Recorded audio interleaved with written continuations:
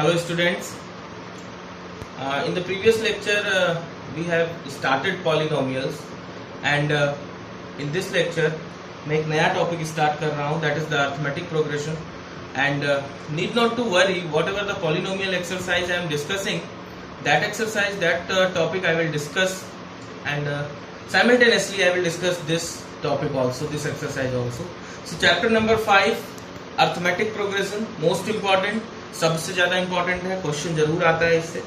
Okay, तो सबसे पहले हम इसका कॉन्सेप्ट समझेंगे कि what is the meaning of the arithmetic progression.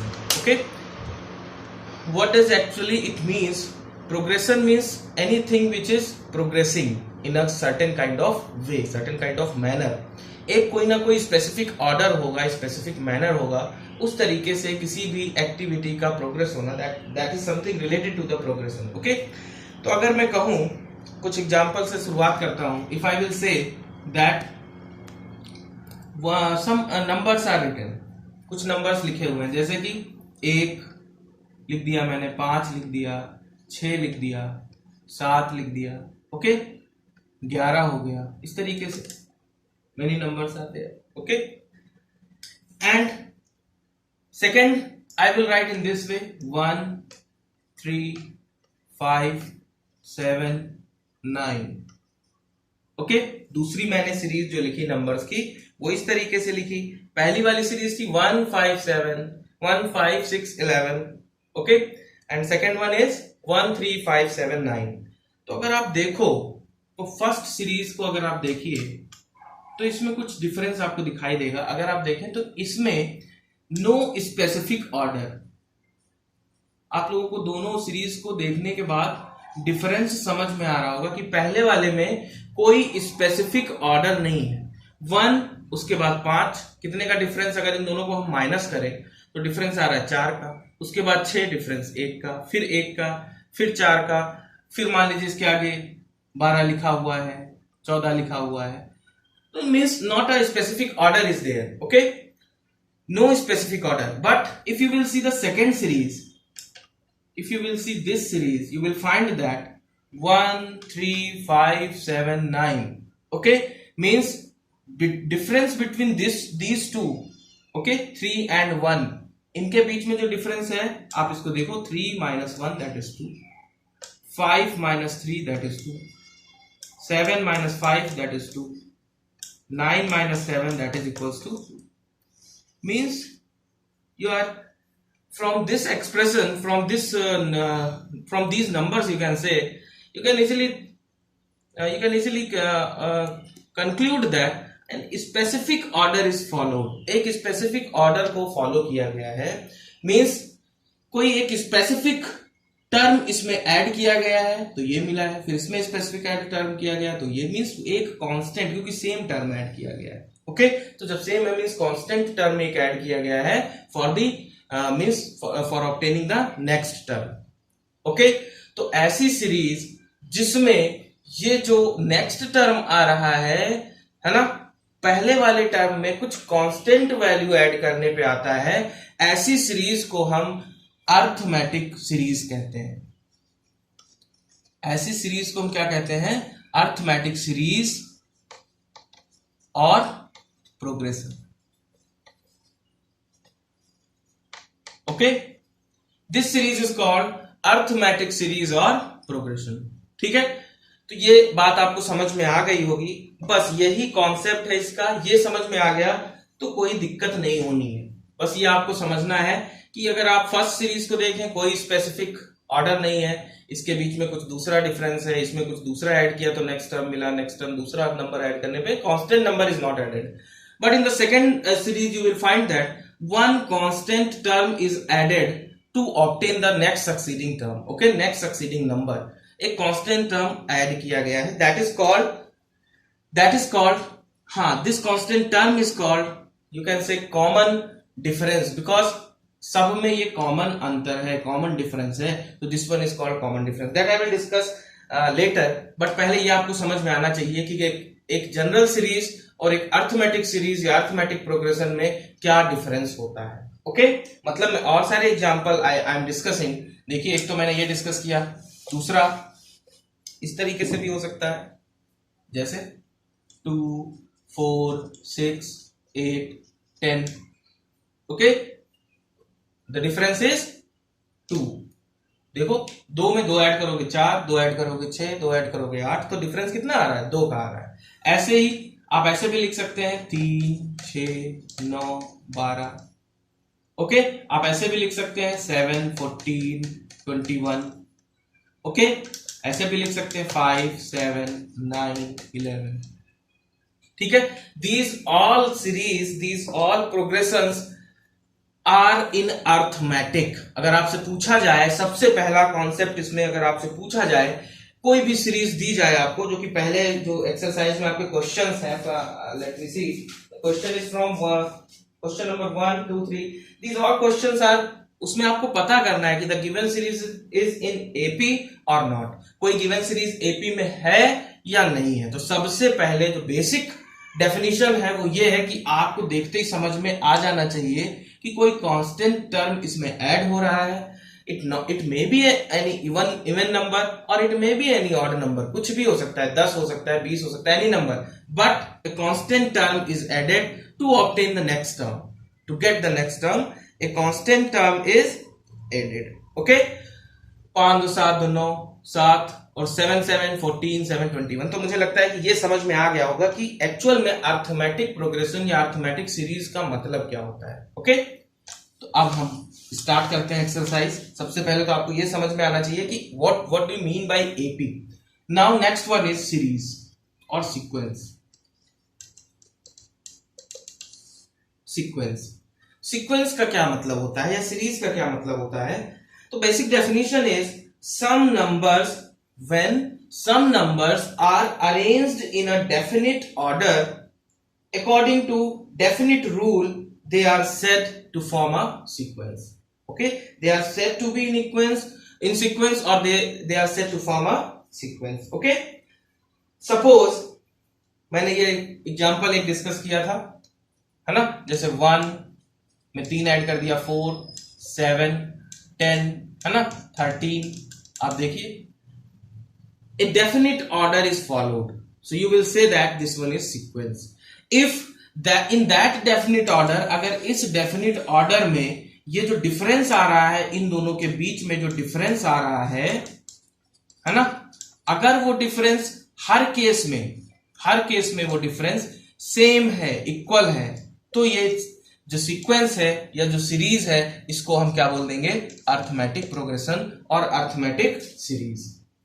Okay, clear? ठीक है, चलिए अब आपसे अगर पूछा जाए, ये सीरीज जैसे दी गई, आपसे पूछा जाए व्हाट इज फर्स्ट टर्म, पहला टर्म क्या हो? Okay, what is common difference for the given series. Okay, तो इसमें कोई ऐसी गणित नहीं है।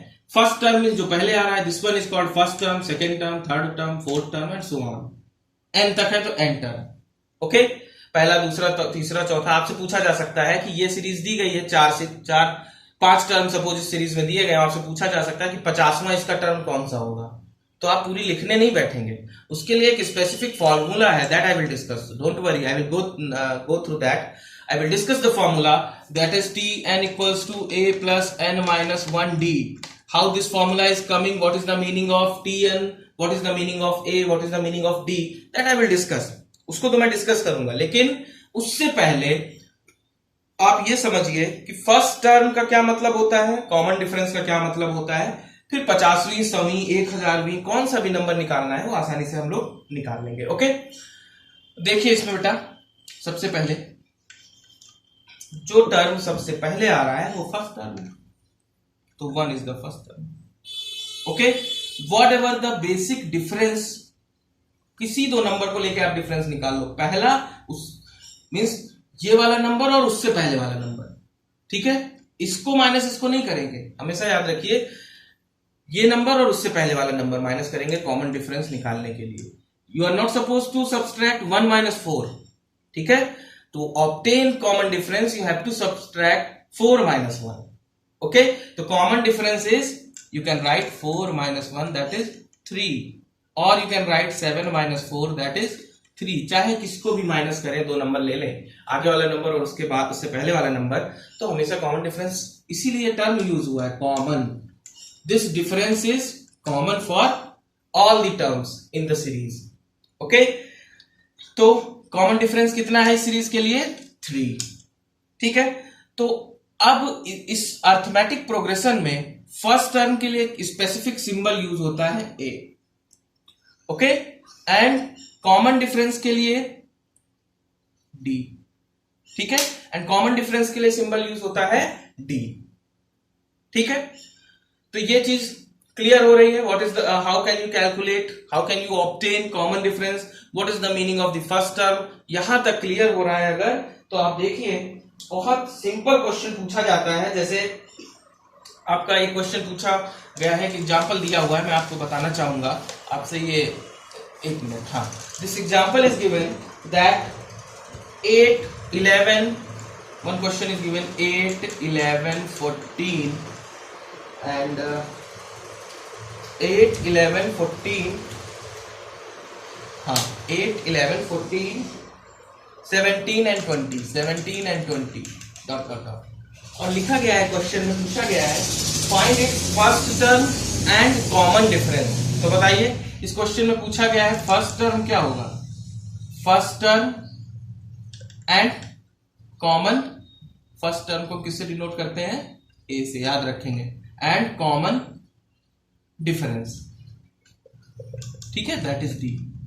ओके, तो फर्स्ट टर्म मैंने बताया, जो पहले लिखा है ये हो गया फर्स्ट टर्म 8, कॉमन डिफरेंस कोई भी दो माइनस कर लो, 11 माइनस 8, दैट इज 3. लेकिन बेटा याद रखना एक चीज हमेशा, कि हो सकता है कि जो सीरीज आपको गिवन हो, जैसे यहां पे आपने देखा कि 3 का डिफरेंस आ रहा है, 3 का आ रहा है, 3 का आ रहा है, 3 का आ रहा है, कोई प्रॉब्लम नहीं है. एग्जामिनर ऐसे भी आपसे पूछ सकता है कि 2 टर्म 3 टर्म आपको दे दे जिसमें डिफरेंस सेम हो और आगे डिफरेंस सेम ना हो. तो सबसे पहले गिवन सीरीज में ये चेक कर लेंगे that either given series is in AP और नॉट. जल्दबाजी में ऐसा नहीं कि 2 टर्म उठाया और सब्ट्रैक्ट कर दिया. ओके, फर्स्ट ऑफ ऑल जो भी टर्म लिखे होंगे, ज्यादा से ज्यादा 6 टर्म लिखे होंगे, इससे ज्यादा नहीं लिखे होंगे, तो first of all you will check out. सबसे पहले चेक करना कि either the given series is in AP और नॉट. अगर एपी में है तब तो आप ये लिख दोगे, अगर एपी में नहीं है तो you will write that the given series is not in AP, so the no first term you can write no common difference is there. Okay, ऐसे आप लिख सकते हो आंसर. तो ये नहीं कि जल्दबाजी में आप पहले 2 टर्म को भी माइनस कर दें और आंसर लिख दें. ओके, तो ये देखिए कितना सिंपल सा सवाल था. अब देखिए सीबीएसई में पूछा गया सवाल कैसे है. देखिए बोर्ड एग्जाम में आपके जो क्वेश्चन पूछा गया है, what is that question? See, so that each of the following progression is an AP and find the common difference and the next term of each. Okay, एक ऐसा एक्सप्रेशन दिया गया है √7, √28, ओके, √63. ओके, 2014 में पूछा गया है. अब इसके लिए आपको पहले क्या करना है कि this series is in AP. पहले तो आपको ये बताना है कि क्या गिवन सीरीज एपी में है, कि शो करिए या प्रूफ करिए. और नेक्स्ट आपको बताना है, हाँ, next you have to common difference you have to find out. Common difference क्या होगा इसका? That is D. And next one, what is the next term of each. इसके बाद क्या होगा नेक्स्ट टर्म, ये फाइंड आउट करना है. ओके, तो सबसे पहले देखिए, इसमें मैंने बताया एपी अर्थमेटिक प्रोग्रेशन और अर्थमेटिक सीरीज के लिए जो कॉमन डिफरेंस है वो सेम आना चाहिए. तो हमको क्या करना है, इससे ये वाली टर्म में से ये माइनस करके देख लें, या ये वाली टर्म में से ये माइनस करके देख लें. If both are equal then the given series is in AP. So let us check. First term is given √7, next term is given √28. अब इसको माइनस कैसे करेंगे, है ना? तो इसको देखो हम क्या लिख सकते हैं, 4 7 जा 28. तो ये क्या हो सकता है 2√7, क्योंकि इसका ये क्या है, परफेक्ट स्क्वायर है, 2 बाहर, इसका स्क्वायर रूट 2 हो गया, और ये तो क्या है प्राइम नंबर है, इसका तो under root 7। Okay, odd number है, इसका तो अंडर रूट निकलेगा नहीं, स्क्वायर रूट, तो ये अंडर रूट के अंदर ही रहेगा। Next term is under root 63। You can write 9 7 जा 63। 9 is a perfect square of 3। Okay, ठीक है। तो आपको पता होना चाहिए कि अंडर रूट को कैसे माइनस करते हैं। तो अंडर रूट को माइनस करने का सिंपल कॉन्सेप्ट है बेटा कि अगर कोई दो टर्म है, जैसे मान लीजिए लिखा हुआ है अंडर रूट 2 और लिखा हुआ है 3 अंडर रूट 2, और इनको माइनस करना है 3 अंडर रूट 2 माइनस रूट 2, तो रूट 2 तो ऐसे ही रहता है, जो कांस्टेंट लिखा होता है इसके आगे जो कोफिशिएंट होता है, जैसे यहाँ पे कुछ नहीं तो 1 है, ये कोफिशिएंट माइनस हो जाता है। ओके, तो 2 रूट 2 आ जाएगा। समझ में आ रही बात? तो अब आप कॉमन डिफरेंस चेक कर लीजिए यहाँ पे, see the common difference now. The common difference is 2 root 7 ये वाला माइनस ये minus root 7 that is root 7। यानी क्या बताया, दो में से एक चला जाएगा, जहां कुछ नहीं लिखा देखो कांस्टेंट टर्म उसको एज इट इज लिखे, मीन सॉरी जो अंडर रूट में है, क्योंकि सेम है दोनों। अगर यहाँ अंडर रूट 3 होता तो माइनस नहीं कर सकते थे हम, फिर यही आंसर हो जाता। लेकिन अगर सेम टर्म है अंडर रूट के अंदर, तो अंडर रूट 7 इधर आ गया, और इनका जो कोफिशिएंट है यहाँ पे 2 है और इसका कोफिशिएंट कुछ नहीं तो 1 है, तो 2 में से 1 गया, 1 बचा। 1 लिखना जरूरी नहीं होता है अगर वो मल्टीप्लीकेशन में है, तो यहाँ 1 मल्टीप्लीकेशन में इसके साथ, तो under root 7 into 1 that is under root 7। क्योंकि किसी भी नंबर को अगर आप 1 से मल्टीप्लाई करते हैं तो उस पर कोई इफेक्ट नहीं पड़ता, उसमें कोई चेंज नहीं होता। तो एक तो ये आ गया कॉमन डिफरेंस। इन दोनों को माइनस करके देखिए, मान लो ये D1 है, D2 दैट इज 3 रूट 7 माइनस 2 रूट 7। अब इसको बताइए कितना आएगा, मैंने क्या कहा, कोफिशिएंट माइनस होंगे, 3 में से 2 चला गया तो क्या बचा, 1 बचा, और इनटू में है तो कोई मतलब नहीं लिखने का। तो आप देखिए D1 is equals to D2 that is common difference is same, common difference is same, so the given series is in AP, so given series is in arithmetic progression.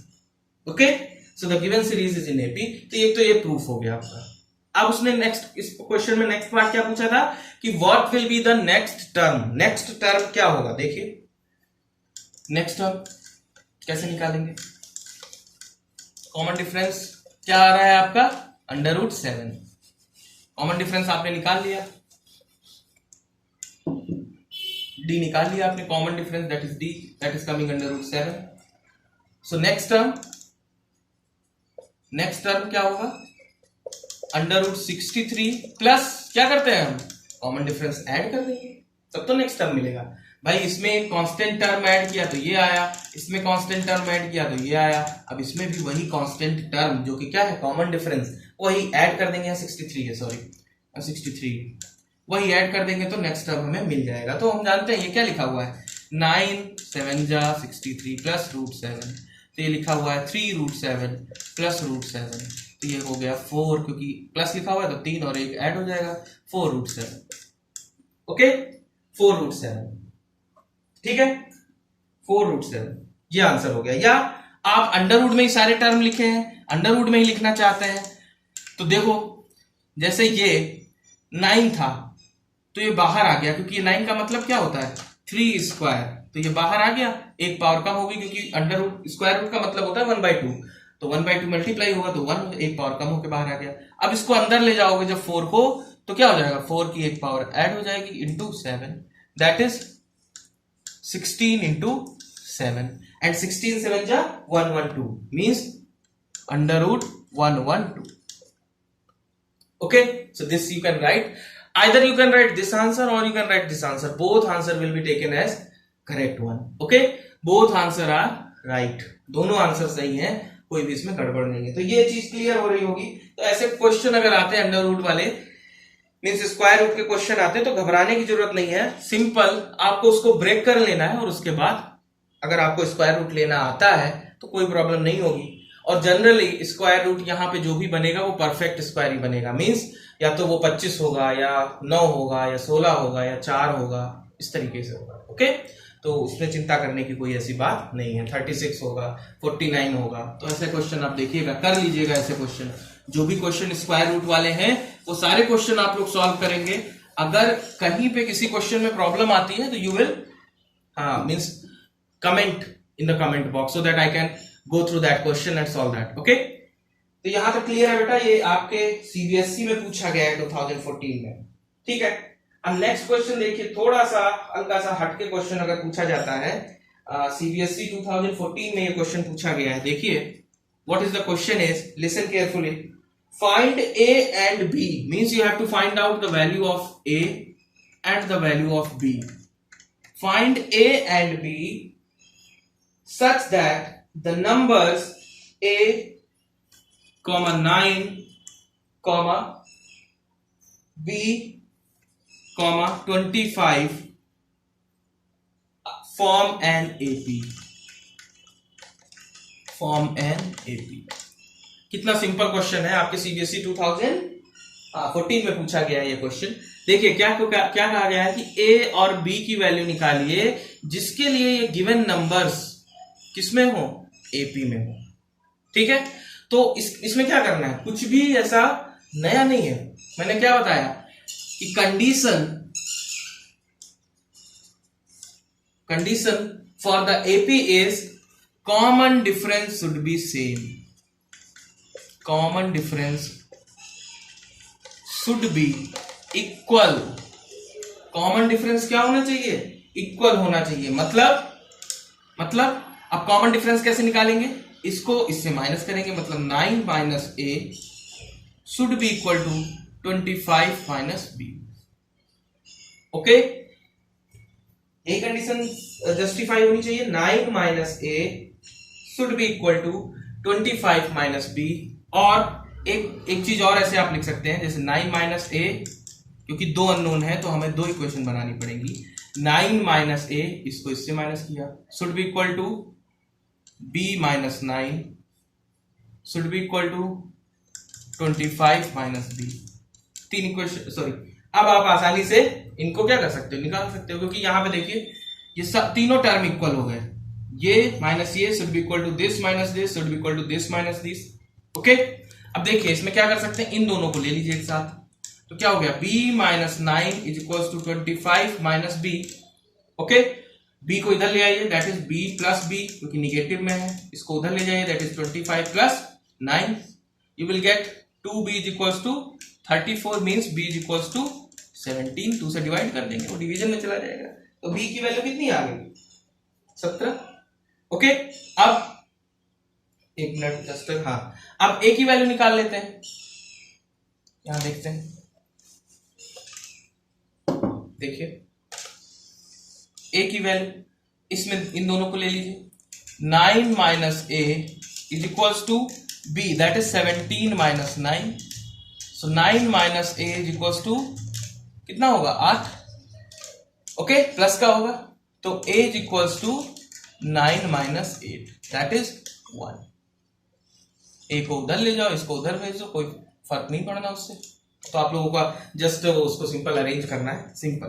तो ये क्वेश्चन आपसे पूछा गया था। अब इसमें आप लोग ध्यान रखेंगे, हमेशा जो बोर्ड में क्वेश्चन आता है वो थोड़ा सा घुमा के क्वेश्चन हमेशा पूछा जाता है, एक नया तरीके से, हालांकि सिंपल होता है लेकिन थोड़ा आपके अपने माइंड को थोड़ा अलर्ट रखना है। जैसे इस क्वेश्चन में अब आप सोचेंगे कि कैसे करेंगे इसको, ए और बी की क्या value, hit and trial method लगाएंगे, 2 रखें, 3 रखें, 4 रखें, तो नहीं सॉल्व कर पाएंगे। Common difference should be same, तो कॉमन डिफरेंस क्या होता है, पहला टर्म माइनस दूसरा term should be equal to next term minus previous term should be equal to next term minus preceding term. Okay, means 9 minus A is equal to b minus 9 is equal to 25 minus b।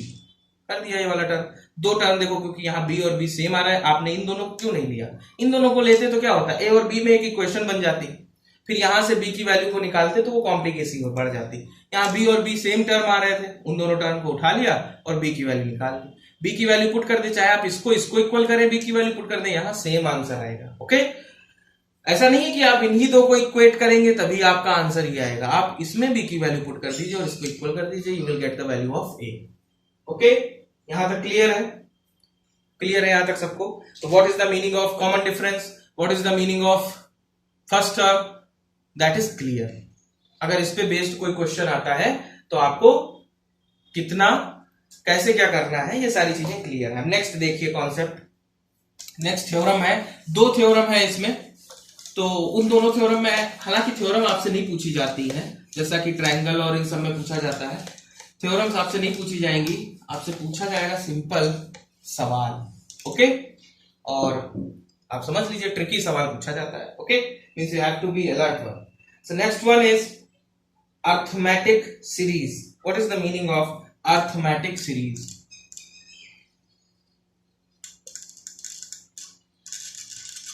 Okay, तो suppose these numbers are given 1 2 3 4, इस तरीके से number दिए गए। अब इसी को अगर आप ऐड कर दो 1 + 2 + 3 + 4 प्लस डॉट डॉट डॉट, तो ये अर्थमेटिक सीरीज हो गई। मीन्स ऐसी सीरीज जिनमें दो टर्म को आप ले लो तो डिफरेंस सेम हो, जैसे यहाँ 2 - 1 1 है, 3 - 2 1 है, 4 - 3 will be equal to 1. Okay, so that means this kind of series is called, where the common difference is same, that series is called arithmetic series. तो बस एक सिंपल डेफिनेशन बतानी थी, जिससे पता होना चाहिए आपको what is the meaning of arithmetic series, arithmetic progression. Next one is to find out the general term of an AP. अब आपको जो मैंने बताया था कि 50th टर्म निकालना है, 17वां टर्म, 17th टर्म निकालना है, that how can you calculate? Means you need not to write. Suppose ऐसे मैंने लिख दिया 1 3 5 7 डॉट डॉट डॉट, और मैंने कहा 67th टर्म क्या होगा, है ना? तो ये पहला टर्म, दूसरा टर्म, तीसरा टर्म, चौथा टर्म, ऐसे आप लिखेंगे नहीं 67th टर्म तक, है ना? कैसे आप इसको करेंगे? तो इसको करने का सिंपल मेथड ये है कि एक जनरल फॉर्मूला हम डिराइव कर लें और उस जनरल फॉर्मूला को अप्लाई करके find out the answer. Okay, तो देखिए what is that general expression. So note down next heading, that is to find out the general term for an AP. To find out general term for an AP. To find out general term for an AP. Okay, so this one is your theorem number 1. Theorem states that if the first term of an AP is A, देखिए बेटा क्या theorem कहती है, if first term of an AP arithmetic progression is A. If the first term of an AP is A and its common difference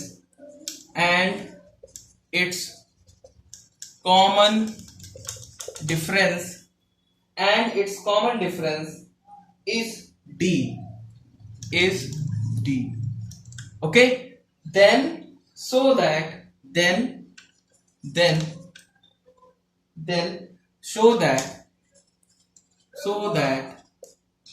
its nth term will be Tn is equals to A plus n minus 1D. ये बताया, ये theorem है आपकी कि अगर first term किसी AP का A है और इसका कॉमन डिफरेंस D है तो उसका nth term A plus n minus 1D होगा। मतलब फर्स्ट टर्म, कॉमन डिफरेंस और nth टर्म जो भी आपको निकालना है, जैसे 17th तो n की वैल्यू 17, 50th तो n की वैल्यू 50। ओके, तो इस तरीके से, ठीक है। तो आप इसको पहले आपको प्रूव करना है, प्रूफ पूछा नहीं जाता है लेकिन मैं आप लोगों को बता देता हूं, बहुत सिंपल सा प्रूफ है। अगर देखिए ये आप लोगों को समझ में आ गया होगा, आप इसका प्रूफ देखिए कैसे करेंगे इसको प्रूफ। देखिए सिंपल सा प्रूफ है, आपको क्या प्रूफ करना है, Tn equals to A plus n minus 1D। ये फर्स्ट टर्म हो गया, कॉमन डिफरेंस हो गया। तो if first term and common difference are given, then तो क्या होगा, तो देन एपी, तो सीरीज क्या होगी, फर्स्ट टर्म हो गया A, नेक्स्ट टर्म क्या होगा, कॉमन डिफरेंस ऐड हो जाएगा, उसके बाद नेक्स्ट टर्म क्या होगा, कॉमन डिफरेंस ऐड हो जाएगा, फिर नेक्स्ट टर्म क्या होगा, कॉमन डिफरेंस ऐड होता चला जाएगा। समझ में आ रहा होगा, पहला टर्म दिया है A, नेक्स्ट टर्म क्या होगा, कॉमन डिफरेंस ऐड कर देंगे A प्लस D, उसके बाद नेक्स्ट टर्म में कॉमन डिफरेंस ऐड कर देंगे तो A plus D that is A plus 2D, A plus 3D and so on. Okay, तो इन दिस AP अगर आप इसमें देखें तो आप देखेंगे कि इसमें फर्स्ट टर्म जो लिखा हुआ है दैट इज T1, है ना, n की वैल्यू 1 है, तो क्या लिखा हुआ है, A प्लस D है ही नहीं, इसका मतलब 1 माइनस 1D लिखा हुआ है, ठीक है। अगर सेकेंड देखें 1 माइनस 1 मतलब 0, 0 into D that is 0। Second term देखें तो क्या लिखा हुआ a plus D that is 2 minus 1 D, दो में से एक घटा तो डी बचेगा।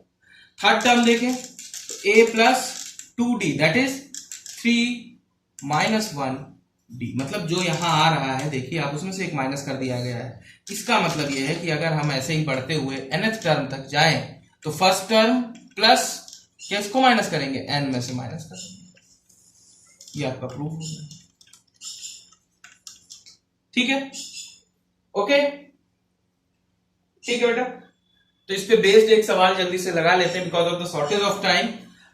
ये समझ में आ गया होगा। अगर इसमें किसी को कोई डाउट, इफ देखो what ever I am discussing that is in video, okay, so I am just expecting that all of you are going through whatever I am telling here, all of you are going through very means full concentration is here, okay. So if any kind of difficulty is there to please share in the comment box, first important thing. Second important thing, whatever the videos I am uploading, watch that video carefully, पूरी तरीके से ठीक से देखेंगे और कहीं भी doubt है तो उसको बताएंगे और आप लाइक भी करेंगे और सब्सक्राइब करके अदर जो स्टूडेंट्स हैं, जो आपके साथ के स्टूडेंट्स हैं, उनको शेयर भी करेंगे so that all of us, all of the students can get the benefit of these lectures, okay. So now one question I am discussing based on this, एक क्वेश्चन मैं डिस्कस करता हूं, video को like और subscribe जरूर करेंगे, okay. Next one is, आपको लिखा हुआ है क्वेश्चन कि find the 16th term of an AP is given 3, 5, 7, 9, 11, 3, 5, 7, 9, 11। इसका कौन सा टर्म निकालना है आपको, 16th, मींस n की वैल्यू आपको क्या दिया गया है, 16, तो tn। अब यहाँ पे देखो वैल्यू ऑफ d क्या है, 5 minus 3 that is 2, common difference is 2, okay. देखो दो का ही कॉमन डिफरेंस आ रहा है, तो 16th t16 is equals to first term में 3 plus n is 16 minus 1, d is 2, okay. So 3 plus क्या हो जाएगा 15 into 2 that is 33, okay. So 16th term will be 33, that is the answer. So I hope that all of you will be able to solve more and more question of the exercise of this exercise of the arithmetic progression. We will move on the more, we will discuss more question in the next coming lectures. ज्यादा से ज्यादा question share करेंगे इस पे, लेकिन आप लोग जितना मैंने पढ़ाया है उसको सीरियसली पढ़ने के बाद अपने नोट्स बनाएंगे, नोट करेंगे और अपनी बुक से, because during these lockdown days अभी तो कॉलेजेस स्कूल्स खुले नहीं है, तो अपनी बुक से जो भी बुक अवेलेबल है, whatever it book be, RD Sharma, SD Sharma और RS Agarwal, whatever book you are having, the concept is not going to be changed, okay. Concept change नहीं हो रहा है। Solve the more numericals, if any numerical you are not able to solve from any book, you can write that numerical in the comment box so that we can go through that. So please मेरे channel को ज्यादा से ज्यादा subscribe करिए, share करिए और students तक पहुंचाइए। So that is enough for this lecture. I will discuss more question in the coming lectures. So thank you very much for listening me. Thank you.